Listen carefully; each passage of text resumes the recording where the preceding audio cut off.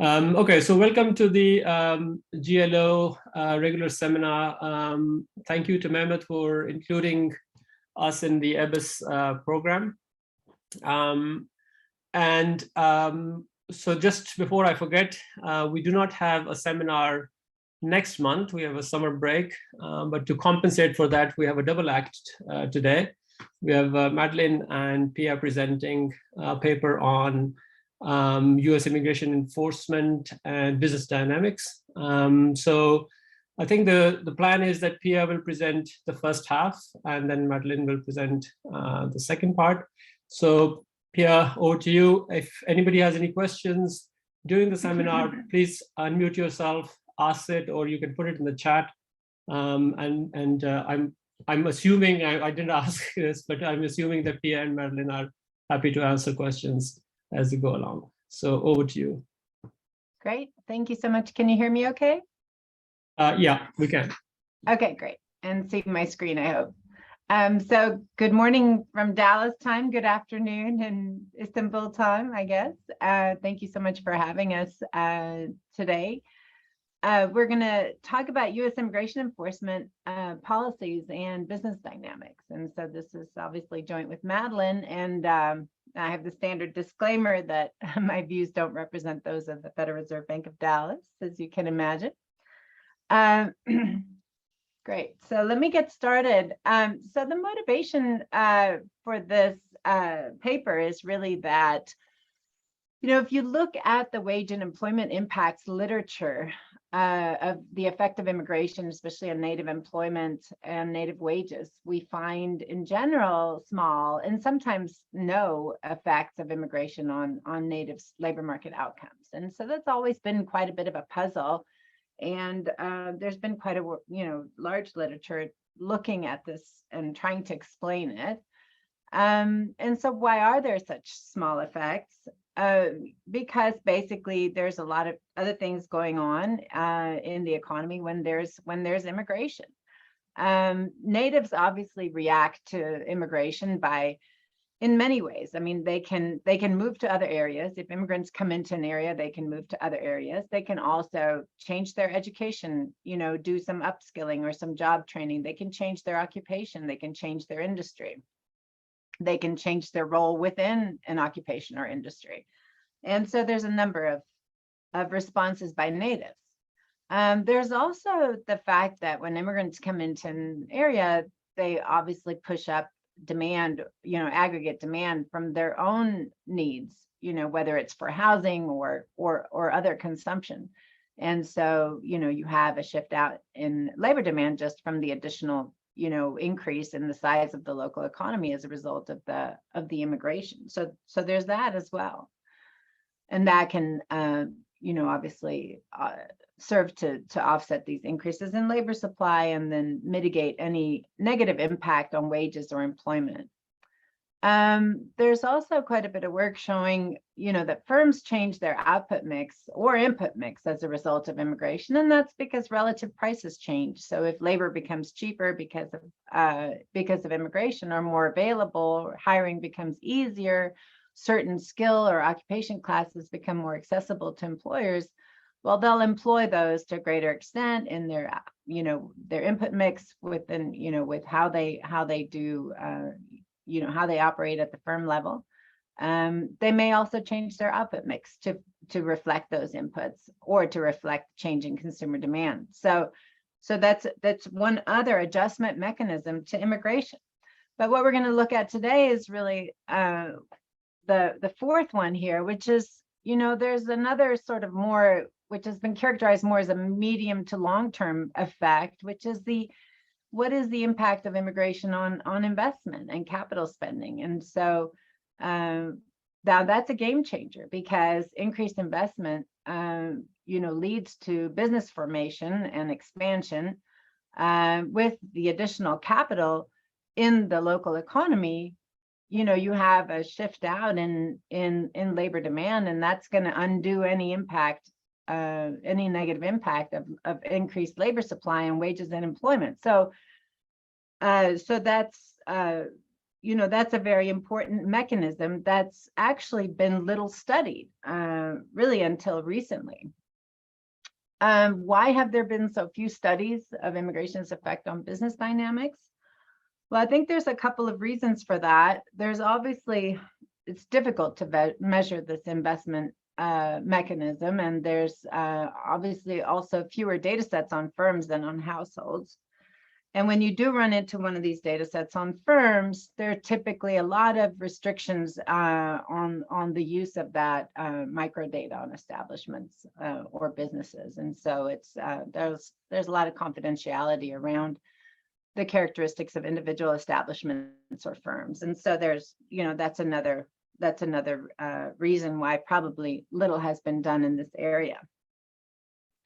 So what we're doing then is we're going to explore this mechanism, examine the relationship between immigration restrictions in this case and business dynamics. So a few papers have looked at immigration and business dynamics. I don't think any other paper has looked at immigration restrictions. Maybe there's one or two, but on not on the business dynamics that we're going to be looking at in our paper. So what are those measures of business dynamics? So number of firms, we're doing this at the state level, but firms and establishments. So a firm can be one establishment, or a firm can be, consist of many establishments. So we'll be looking at the number of firms, number of establishments, and employment in these establishments. We'll also be able to look at establishment entries and exits. So firm basically, or establishment business startups, new establishments, and also dying establishments. And so we'll be able to see whether there's an impact of these immigration restrictions on these measures as well. And then within these establishments that are born or that die, what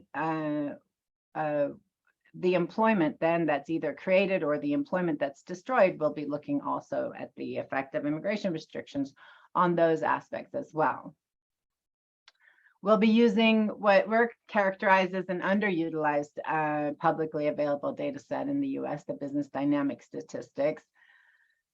And we think another benefit really of what we're doing is that, I mentioned we're not looking at immigration per se, we're looking at immigration restrictions. And so that's both, there's two benefits to that. One is that it's going to gauge changes in immigration to a certain extent, because we know from the literature that these immigration restrictions actually do affect where immigrants go. And then the other benefit of that is that this is, arguably a more exogenous measure of immigrants and immigration than immigration flows or stocks themselves, which are obviously very responsive to economic conditions and business dynamics. So it's an indirect measure of immigration, but it's for that reason, and because sort of the motivation behind immigration restriction is quite different than that of immigration flows, we think it has this additional benefit of being more exogenous. Obviously, restrictions are also, aimed primarily at unauthorized immigrants, not exclusively, but because we look at police, we look at two measures really of immigration restrictions in this paper, and so we look at the worksite enforcement, which is the E-Verify program, but we also look at police-based enforcement. And police-based enforcement, the two measures that we use, they are typically, aimed at unauthorized immigrants, but not exclusively, because even legal immigrants that commit crime, can be deported. So what do we find in this paper? So on these employer-based restrictions, we find actually pretty robust and clean results. I mean, they seem to really reduce the number of firms and establishments. That seems to be a clear result. They also reduce establishment entry rates and job creation. So we're seeing from the employer-based restrictions clear impacts on business dynamics.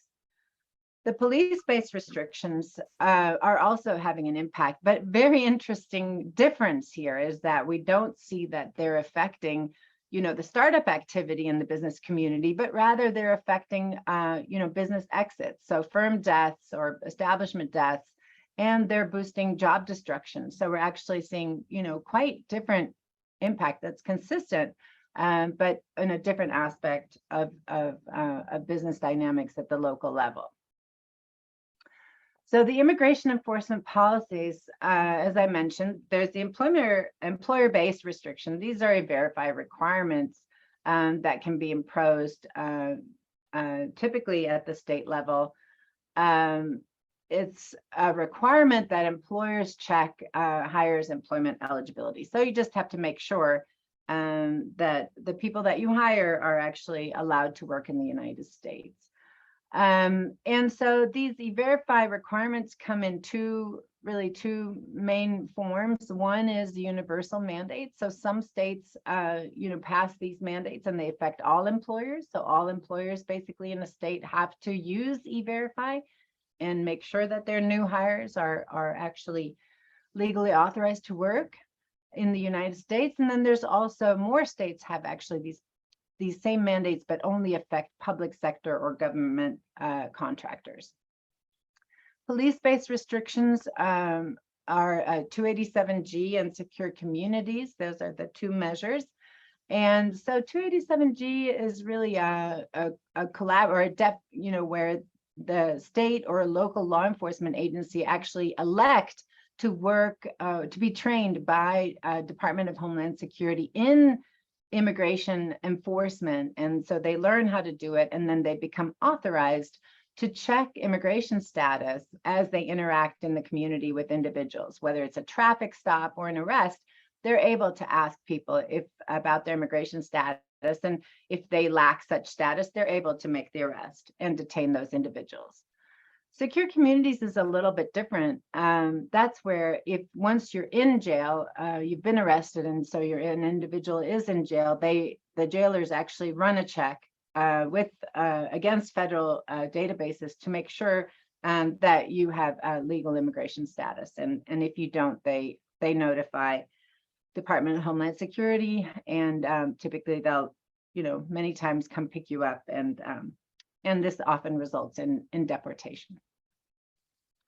So just to give you an idea of the extent of these different programs, so here is states with E-Verify requirements in red. So in dark red, we have states with universal E-Verify mandates, and so that affects all employers. All employers have to check the legal authority of individuals they hire to work in the United States. And the pink states are ones that have these mandates that only affect government contractors or public sector employees.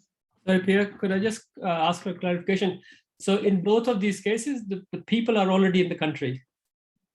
Yes, they're already here. Yes. So the restriction is not controlling how many people enter in a way? No. I mean, we cite other work that shows that it affects the mobility, and to a certain extent affects the entry into states. There is an impact on the mobility or the immigration into a given state of these immigration restrictions, and we cite some of that literature, but we're not really looking at the deterrence of immigration into the country. Okay, thanks. Sure.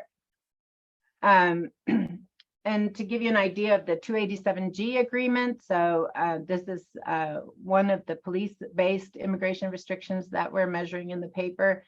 That's less.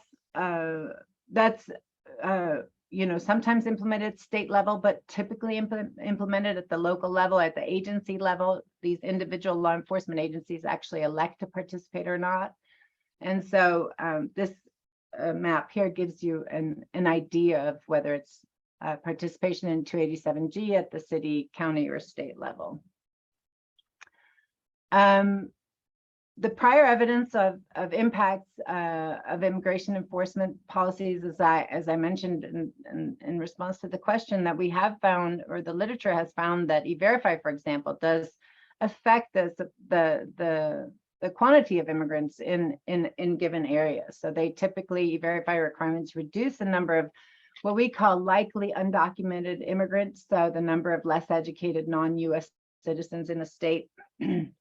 So for example, in Arizona, when they passed the LAWA Act in 2007, their non-citizen Hispanic population, so this proxy for undocumented immigrants, actually fell 15%. In a paper with Madeline, we find that sort of the average drop across states with e-verify mandates of this likely undocumented population is about 6%. So there are significant effects of these immigration restrictions on the local labor supply or the population of unauthorized immigrants. There is some evidence that these police-based restrictions also reduce this likely unauthorized population.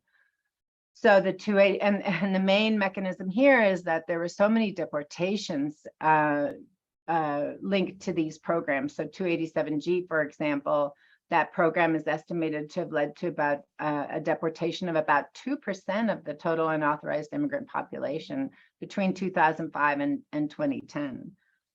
So that's a very, and secure communities had an even larger impact. So estimates by Chloe East and co-authors, I mean, they found that secure communities led to about 5% of the unauthorized male workers being deported over the period 2008 to 2014. So these are large impacts. It's not surprising that we find that they do affect these local economies. And before I turn it over to Madeline, let me just show you, this is to give you an idea about the deportation rate. Here, the top panel, this is actually from a paper by Hines and Perry. And you see from the top panel, deportation rates over time, 2008, 2010, and 2012. And you can see between 2010 and 2012, you can sort of clearly see the intensification of deportations. In the bottom panel, you can see the rollout of secure communities, which eventually by 2012 actually became, nationally adopted in every jurisdiction in the United States. So by 2012, it was complete adoption of secure communities. It's interesting, the variation in deportation rate vis-a-vis the secure communities rollout. I mean, that mostly reflects where unauthorized immigrants live. They typically are concentrated in certain areas. And so that's where we see, higher deportation rates as a result of secure communities. It's really where most of these immigrants are living. So with that, let me turn it over to Madeline, and I'll let her share her screen. Okay. Let's see how this goes here. So good morning or good afternoon to everyone. And I thank Pia for setting all of this up. And again, questions are absolutely welcome at any point in time. So thinking about why immigration, and in particular immigration restrictions, which is our focus, would affect business dynamics. We have a whole bunch of theoretical channels. We don't do a formal model in the paper, but nonetheless, you might be wondering, from economic theory, why would we expect immigration or immigration restrictions, which would be reducing immigration, to matter? Well, one channel is, of course, that restrictions are likely to lead to a decrease in labor supply. Right? That they're just going to take that labor supply curve, shift it back to the left. Well, why? Because you have fewer workers. Either fewer people are entering, more people are leaving, either voluntarily or in the case of deportations, involuntarily. Right? So if you have a decrease in labor supply because of fewer workers, we would expect fewer businesses to enter, right? Fewer establishments to open. We might also expect to see more exits as well, that businesses be closing or moving to other areas of the country. We would expect to see less job creation and more job destruction when we look at the dynamics. So that's the labor supply side. There's also, though, the labor demand side as well, because of course, immigrants buy stuff, right? You're going to have fewer consumers when you have fewer immigrants in an area. Many unauthorized immigrants are in mixed status families. So you'll not only have a decrease potentially in unauthorized immigrants in areas that are implementing more immigration restrictions, but also a decrease in legal immigrants, in US born citizens who are married or in some way related to unauthorized immigrants. There's lots of reasons why the population could be dropping that's going to lead to less consumption and therefore a decrease in labor demand that's going to be derived from the product market. We could also think that there are other reasons, though, why labor demand on the part of employers would be falling. One of these is that E-Verify imposes compliance costs on employers. When you hire workers now, you have to do an additional step. You already had to gather paperwork from your employees showing that they were legally present, but now you have to enter it into a government database. Wait and make sure that those workers are cleared by the government database. And if they're not, there's a set of steps that you have to go through if you're going to comply with the law. So this is expensive for employers. And in these universal mandate states, it's virtually every employer, or in many cases, every single employer who's supposed to be doing this. Interestingly, with the government and the public sector and government contractors mandates, you not only have to do your new hires, but if you are a new government contractor, you have to do everyone who's working on that government contract. Or once the law gets adopted in your area, you have to run everyone through potentially, not just your new hires. So this is expensive for employers, and that cost we would think could lead to a decrease in labor demand. So what would we expect that for business dynamics? Again, fewer entries, more exits, less job creation, and more job destruction. Now, if you think back to your labor economics class, when you have both labor supply and labor demand decreasing, you're clearly going to have a drop in employment. What you're going to have, though, is an ambiguous prediction for what's going to happen to the wage. We don't look at wages, so we're not particularly worried about that for our purposes, but it's certainly an interesting question for other researchers. And there's, a literature certainly looking at the effect of these types of restrictions on wages. A third channel, in theory, for why immigration restrictions or just immigration could affect business dynamics is that when you're imposing these restrictions and therefore getting fewer immigrants in an area, some of those immigrants would have been entrepreneurs. And so you're going to have fewer people who own businesses, fewer people who would start businesses. And so we could think that this is going to, again, lead to fewer entries, more exits, less job creation, more job destruction, and so on. Now, the data set that we're going to use, the business dynamics statistics, which I'll talk more about in a little bit, it's an official government database. We don't think that it's going to be capturing the types of very small businesses that unauthorized immigrants would open, where maybe they're like, running basically, fixing cars out of their garage, or they're cleaning houses. So we don't really think that this is going to be a very big channel, and it's not going to, the data aren't going to include a lot of self-employment. But you could think that one effect of these restrictions is to push some unauthorized immigrants out of the formal labor market into self-employment. And some of the literature looking at the effect of these restrictions has indeed found that. But again, this third channel is probably smaller in our data than the effects of changes in labor supply and labor demand.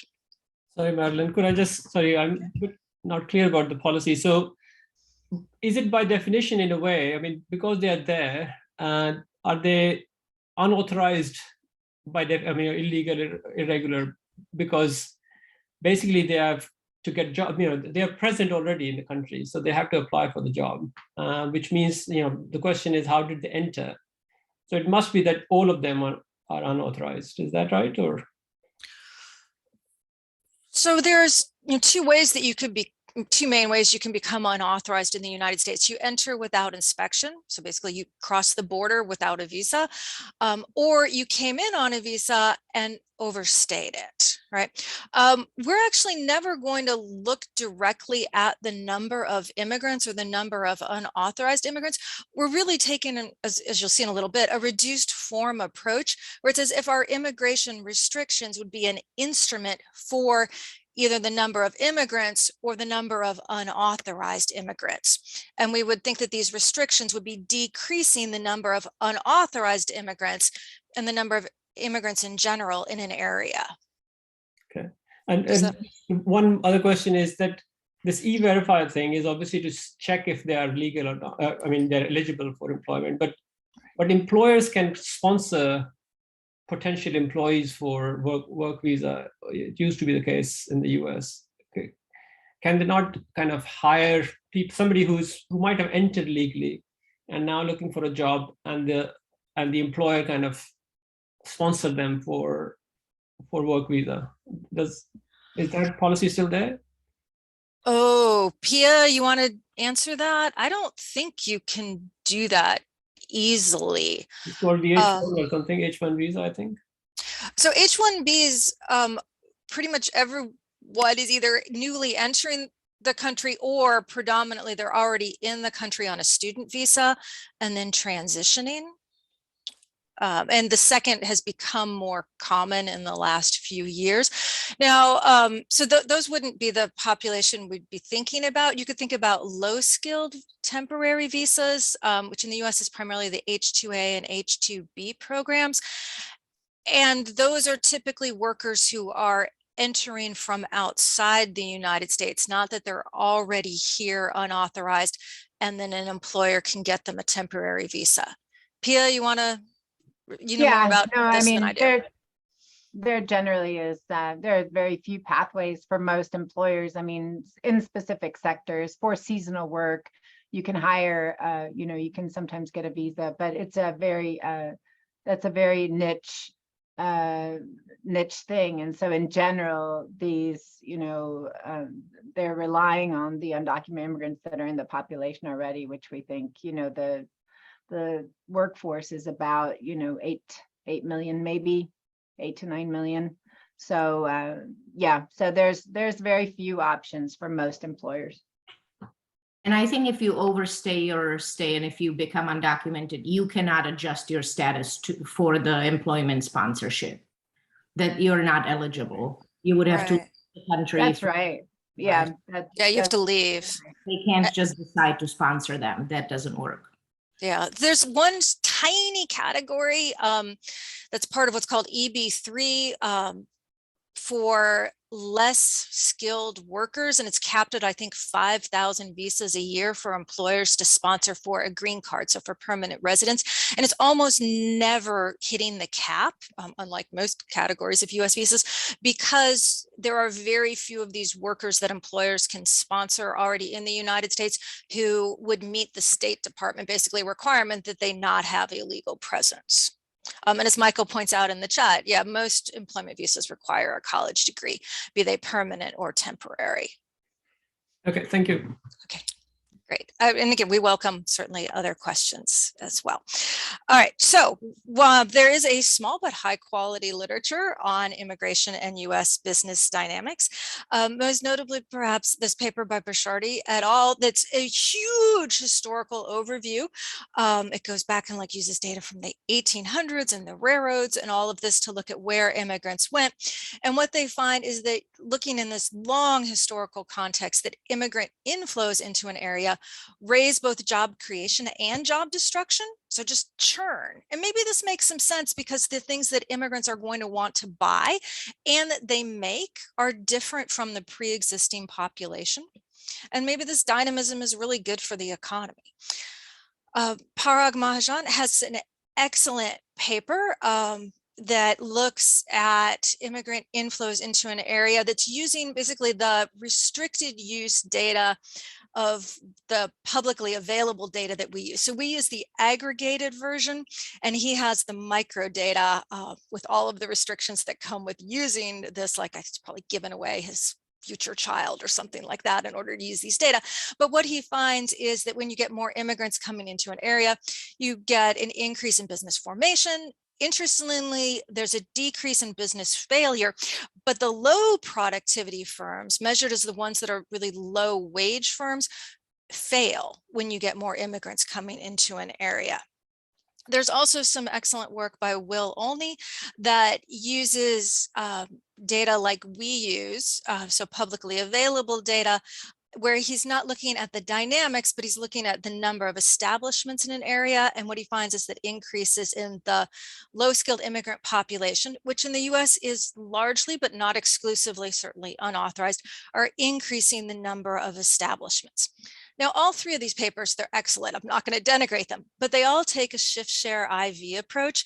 And you can see over time how much more sophisticated shift share IVs have become, in that people are now, predicting the inflows of immigrants, as well as using historical patterns to look at how immigrants are distributed across the United States. but we all know that there are still many concerns about the shift share IV approach. So our approach is a little bit different in that we're not going to instrument for immigrants in an area using historical distribution and modern and new inflows distributed according to that historical pattern. But instead, we're going to take, again, this reduced form approach where what we're going to do is use the immigration restrictions, in fact, as a measure of something that would change the immigrant population in an area. So what we're going to do is we're going to combine state level business dynamic statistics data with these measures that Pia has already mentioned of the immigration enforcement policies. The data that we're using are 21 years of data. So we're going back pretty far before the restrictions, so about a decade before the restrictions started. And then what was at the time that we were doing this work, the most recent year of data available. So these business dynamic statistics data are really interesting. And again, we think that researchers might get excited about them because they're one of the few publicly available measures of what's going on with firms. So they're for every March, a count of the number of firms, establishments, and then employees at those establishments. You can get them at different geographic levels. We're using the state level because the main policy that we're interested in, E-Verify, is almost exclusively at the state level in the United States. So the business dynamic statistics are put out by census, and they include not only these levels, but these measures of dynamics. So you get establishment entry and exit rates from March to March, and job creation and destruction rates also from March to March. Now, sadly, these data aren't absolutely perfect for what economists would want, in that the job creation and destruction data are the net change aggregated across establishments. So if you both hired and fired workers, or you hired workers and had workers leave, we as economists might think of that as measures of churn. We would be interested in seeing both sides of that. We wouldn't see that in the data. We just see the net. So it's, not perfect, but again, it's available, which is giving us a nice window. Another nice thing about the business dynamic statistics is that they distinguish between new establishments and continuing establishments when looking at job creation. And then when looking at job destruction, they also look at continuing establishments versus closing or moving out of the area, so exiting establishments. So there are some nice things about the data. All right. So to give you a very quick picture of what at the national level these dynamic look like, we have here in the solid red line the firm exit rate annually, and then the establishment exit rate is this higher one with the dots in red, and then the green line is the establishment entry rate. We unfortunately don't see the firm entry rate in the data. That's just one thing the BDS has opted not to report. I think the most interesting thing about this figure, probably to economists, is how very cyclical these measures are. So you have the Great Recession from 2007 to 2009. So you have this huge drop in establishment entries and then some increase in firm exit and entry. The other thing probably is to note how much lower these rates, particularly the establishment entry rate, have become over time, so that you don't really see much of a recovery in that establishment entry rate after the Great Recession ended. We also know, perhaps coincidentally, perhaps not, that immigration inflows, particularly of unauthorized immigrants, never really recovered after the Great Recession. So causal? I don't know. But all right, looking at employment dynamics. So this is in the green ones, the job creation rate at entering or continuing firms, and then in red, the job destruction rate at exiting or continuing firms. Again, these look pretty cyclical, is probably the biggest thing to note, and then perhaps some dampening over time again of a less dynamic economy. Okay. All right, So what are we going to do? Well, we have these measures of immigration and enforcement policies. So Pia already gave you an overview of what these policies look like. One is this E-Verify. What we're going to use is the percent of the year that the state had a requirement in effect. They don't all come in necessarily in January. Some come in later in the year. We're going to have a separate variable for the universal mandates that are covering all or almost all employers versus the ones that are covering public sector or contractors. That one's a kind of standard variable. The police-based policies is maybe a little more complicated of a variable, in that we constructed this index that goes from 0 to 4 that's weighted by population and percent of the year for the 3 levels of 287G policies: city, county, and state. And then secure communities only happened at the county level. So we're going to do a population and percent of year weighted up of how much of a state had that.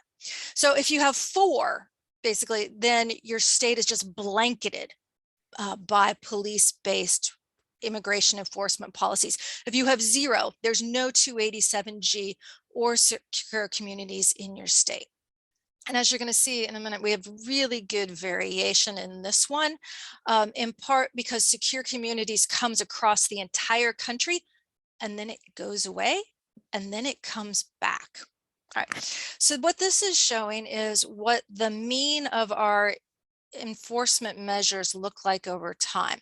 And so in red here, we have the universal E-Verify is just going up as states add it. No state that has adopted it has gotten rid of it. With the public sector or contractor, we see it going up, but it also goes down because some states got rid of it and some states transitioned from it to a universal policy. And then the police-based enforcement index is here in green. You see it going up. It starts with the 287Gs. Then we have secure communities starting to roll out. It becomes universal across the entire country. It goes away. That's this huge drop. And then we get a new president and it comes roaring back. So we have really good variation in that police-based enforcement index. All right, so we're going to use this variation, of course, in our regressions.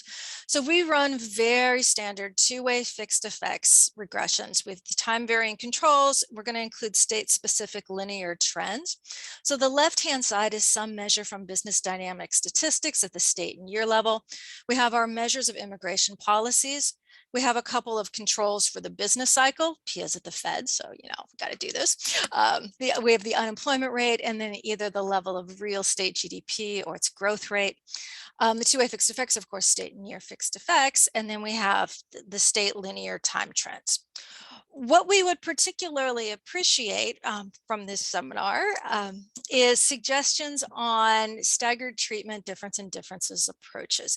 We know that the literature on this is evolving enormously quickly, but I haven't seen a paper that tells us how to deal with what we think the right specification really is, which is multiple treatments, right? We have 3 variables, and then they're not 0-1 measures. And we end up with the police-based measure with secure communities of everybody being treated, then nobody being treated, and so on. And so we aren't quite sure, what we should do in the context of this new literature on diff and diffs. So with that, I'll show you what we did do. So this is our first set of regressions looking at stock measures of firms, establishments, and employees, where we include all 3 measures of immigration restrictions on the right-hand side with our business cycle controls and 2-way fixed effects and time trends. And what we find here is that universal E-Verify is clearly having a negative impact on the number of firms, on the number of establishments, and on employment. We do not find a significant effect of the lesser E-Verify policies, the public sector or contractor ones, and we don't find a significant effect of the police-based enforcement index, which is perhaps surprising. All right, so that's levels. Dynamics are perhaps the bigger contribution of this paper, because this is something that the business dynamic statistics data really are designed to give researchers the ability to look at.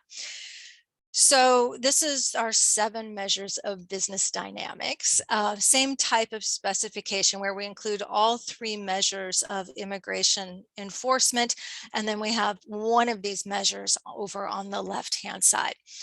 And this is where differences come out that we think are particularly interesting. And so Pia already gave you the preview at the beginning of this, that what we find for universal e-verify is some pretty negative effects that are occurring on the entry side, and that we see a decrease in establishment entries. We see a decrease in job creation, which is in part due to fewer entering firms or less job creation at entering firms, but also that continuing establishments are creating fewer jobs. Surprisingly, we see a decrease in job destruction at continuing firms. You think maybe firms are hanging on to the workers that they have. Who knows? For the public sector and contractor, we see also some negative effects on the entry and job creation, but they're smaller, albeit not significantly so. When we look at the police-based enforcement index, we see adverse effects, but they're very different from those of the e-verify policies. And that here you see an increase in firm exits, you see an increase in establishment exits. You also see a decrease in job creation at continuing establishments, but you see an increase in job destruction at continuing establishments. So it looks like e-verify is reducing the business dynamics or having a negative impact on who's entering and creating jobs, whereas police-based enforcement is primarily having an impact on the exits and the job destruction. So Madeline, what do you mean by job destruction? What is the definition there? So job destruction is that the establishment lost jobs. Its employment count from March to March is smaller, perhaps because it closed, which would be the exiting, or it remained in business but has fewer employees. And again, it's not what economists would think of as the perfect measure. Like, do you have, fewer cooks and more wait staff? That would be some, changes in business and employment dynamics. We don't have that. It's just this change in the number of employees at an establishment that's aggregated up. Oh, okay. I mean, but there is no information like wage bill or whatever in terms of the. Okay, I mean, so just to see. I mean, okay. I don't remember off of the top of my head whether BDS has total payroll or average payroll. My recollection is it does not, but Okay. I could be wrong. Okay. And again, they're not the perfect data, but they are publicly available. And in the US right now, that feels like a win, honestly. Okay. Great. Okay. Thanks for your help.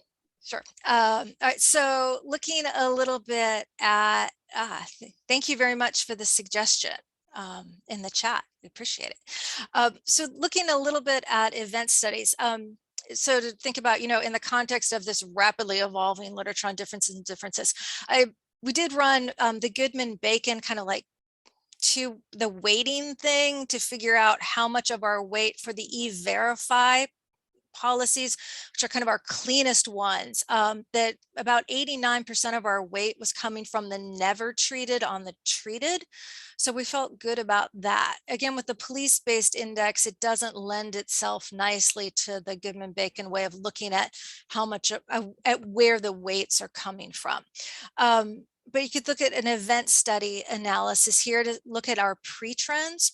So this is that type of event study analysis where we've binned everybody beyond 4 years before or 4 years after for e-verify adoption of a universal e-verify mandate. And it sort of looks like maybe there's 3 and 4 years out, a little bit of a negative trend, but not significantly so. In the 2 years before you adopt a universal e-verify mandate, it's very flat.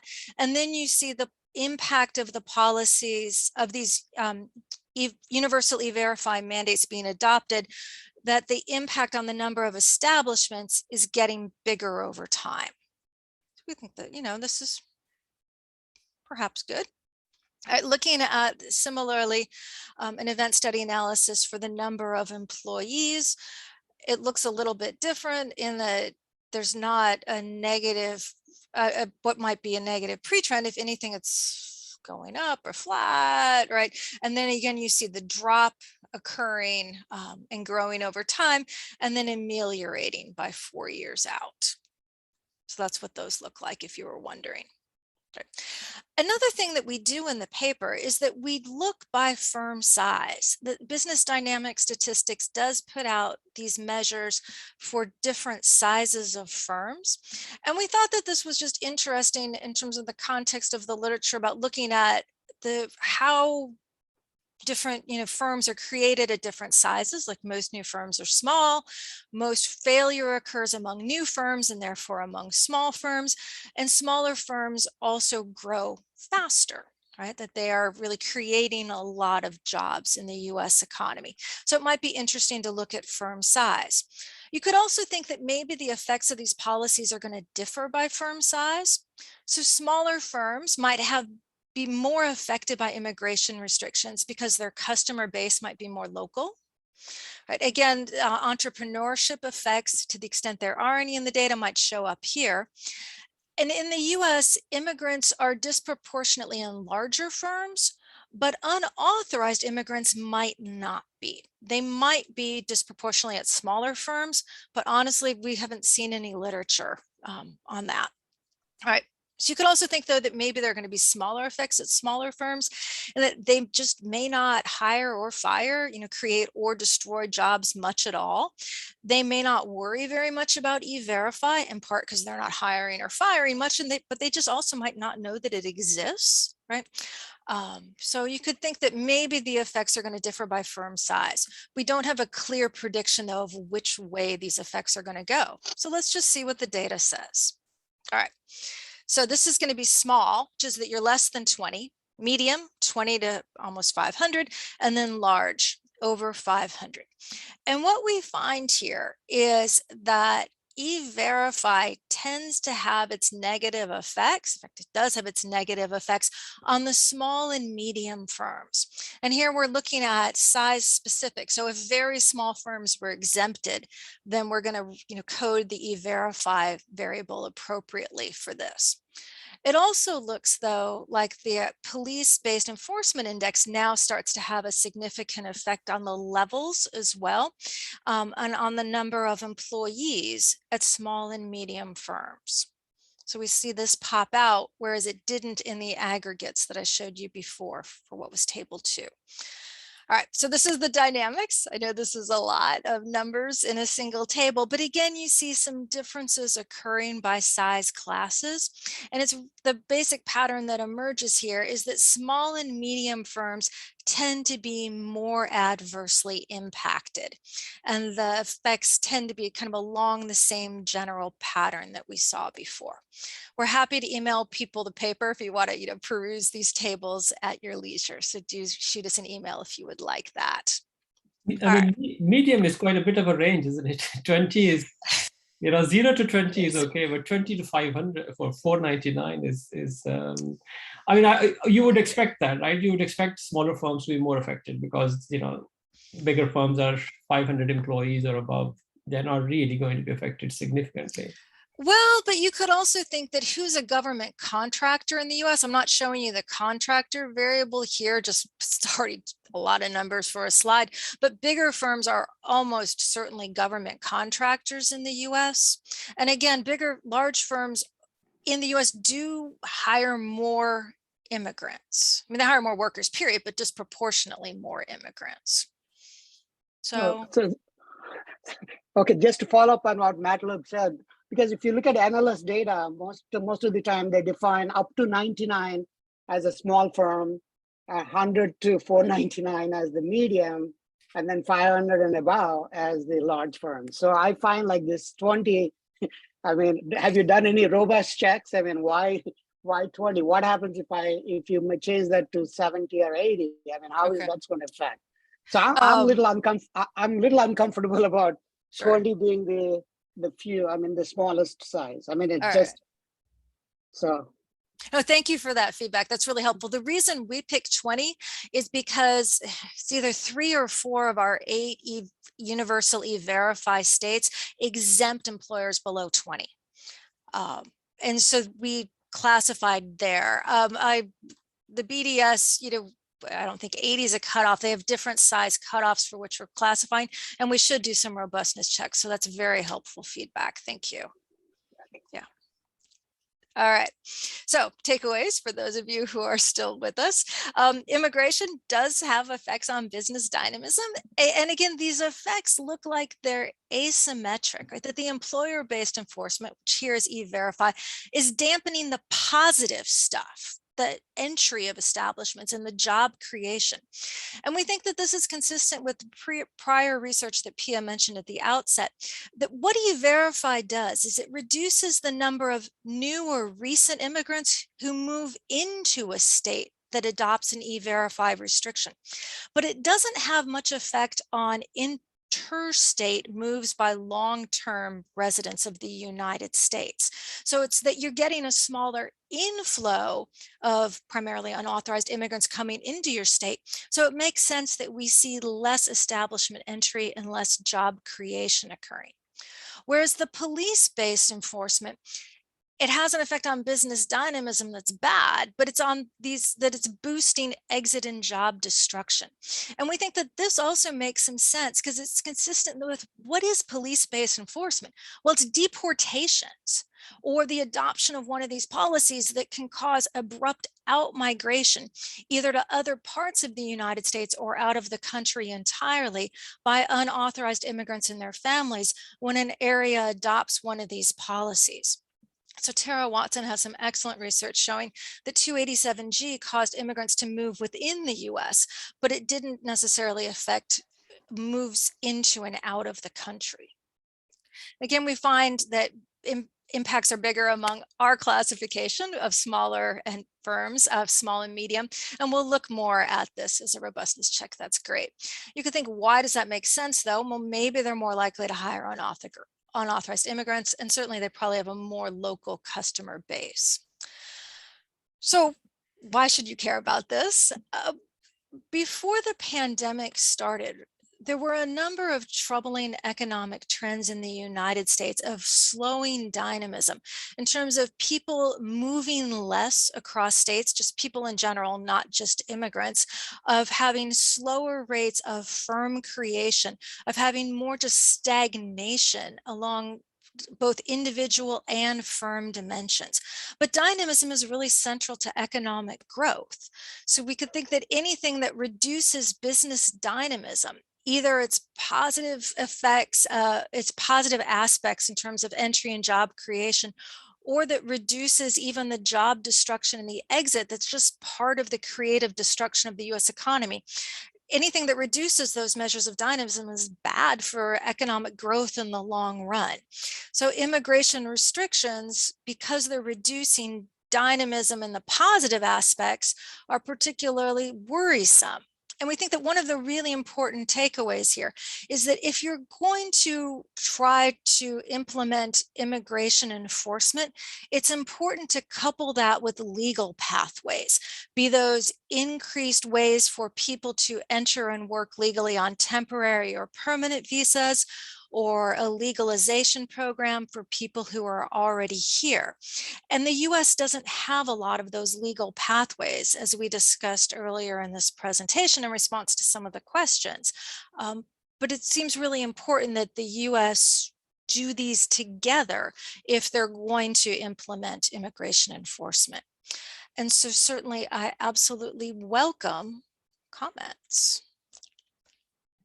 Thanks very much, Madeline and Pia. Any questions? Yes, I have one, which is a little bit more explorative, perhaps. I mean, it's about restrictions and this enforcement. What well do you know about the heterogeneity of all this? I mean, it's not a random shock coming over. It's implementation. In particular, let's say police-based enforcement is probably very much reacting to situations. If these are kind of exogenous, political or whatever, that might work for a while, but else not. I mean, at least it would be interesting to see how all these measures evolve, particularly ups and downs across time, depending on something. Yes, do we know something about that? Right. So there's a small literature on this that secure communities did roll out first in primarily along the US-Mexico border, which is areas that have larger Hispanic immigrant populations. But again, it rolled out pretty quickly across the United States. The 287G is not necessarily all in areas with large or even growing Hispanic immigrant or unauthorized immigrant populations. I think a lot of it is political and perhaps tied to the election cycle. So that's something we could think about looking at more. Pia, do you want to jump in, or anyone else? Yeah, I don't think I have anything. I mean, it's a good question, and I think it's out there, and we could probably do more to address it. Maybe just discuss it a bit in the paper somewhere. So it might be useful. I mean, at least. Yeah, no, that's a good suggestion. Thank you, Klaus. Ira?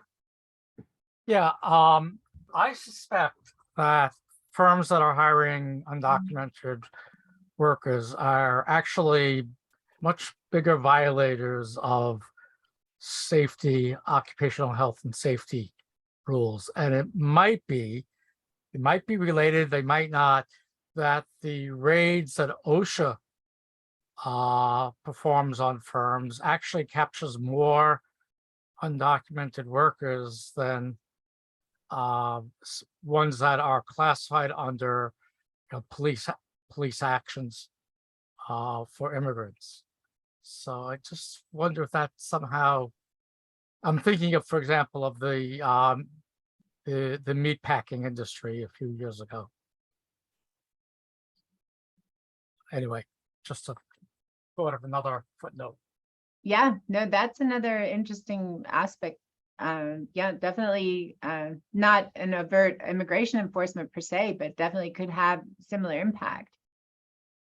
And Ira, I'm so glad you mentioned it because Pia and I have another line of work looking at the impacts of raids, including a paper that came out in the most recent Papers and Proceedings on the meatpacking industry and the effects of those raids. And so we're working on it.